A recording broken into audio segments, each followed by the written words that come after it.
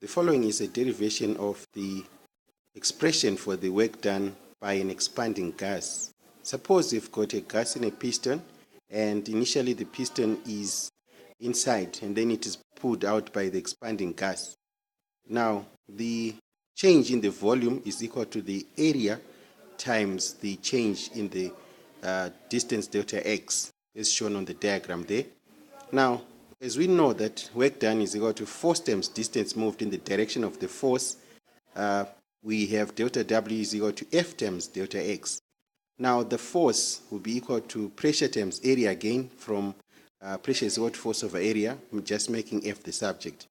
Then substituting the area into the equation, or sorry, the force into the equation, we have, in place of P, we have pressure times area, and then times our delta X from the expression for the work done. Therefore, since we said earlier on that delta V is equal to A delta X, what has been circled there, therefore our expression for the change in the work done will be equal to pressure times area times delta X, which is P delta V.